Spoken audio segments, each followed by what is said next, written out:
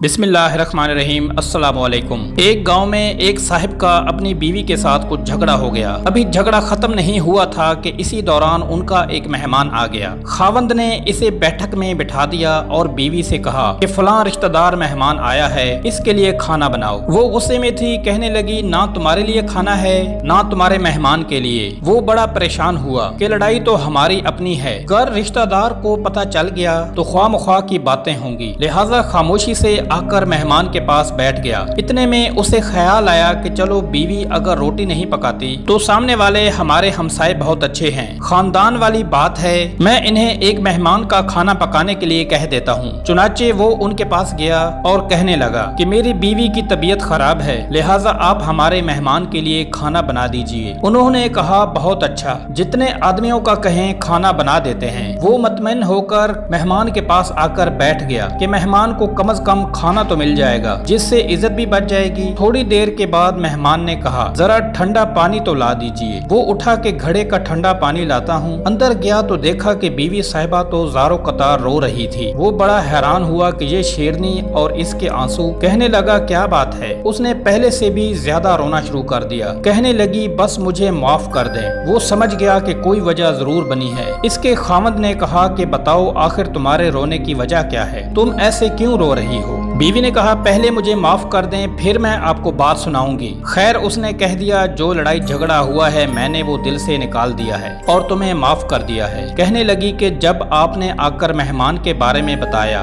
और मैंने कह दिया कि ना तुम्हारे लिए कुछ पकेगा और ना ही मेहमान के लिए, चलो छुट्टी करो, तो आप चले गए। मगर मैंने दिल में सोचा कि लड़ाई तो मेरी और आपकी है और ये मेहमान रिश्तेदार है, हमें इसके सामने ये पोल नहीं खोलना चाहिए। चुनाचे मैं उठी के खाना बनाती हूँ। जब मैं बावर्ची खाना में गई तो मैंने देखा कि जिस बोरी में हमारा आटा पड़ा होता है, एक सफेद रेश आदमी इस बोरी में आटा निकाल रहा है। मैं ये मंजर देखकर सहम गई। वो मुझे कहने लगा ए खातून परेशान ना हो, ये तुम्हारे मेहमान का हिस्सा था जो तुम्हारे आटे में शामिल था। अब चूंकि ये हमसाये के घर में पकना है इसलिए वही आटा लेने के लिए आया हूँ। इस वाकया से साबित होता है कि मेहमान बाद में आता है जबकि अल्लाह ताला इसका रिज्क पहले भेज देते हैं। बीवी तीन चीजों की तलबगार होती है। नंबर एक, सबसे पहले तो इज्जत, क्योंकि इज्जत एक ऐसी चीज है जो किसी दुश्मन को भी दी जाए तो वो भी दोस्त बन जाता है। नंबर दो, मोहब्बत और चाहत। एक बीवी जब अपना घर बार, माँ बाप, बहन भाई सब कुछ छोड़कर आती है तो सबसे ज्यादा मोहब्बत और चाहत की तलबगार होती है ताकि वो जिंदगी में आगे बढ़ सके।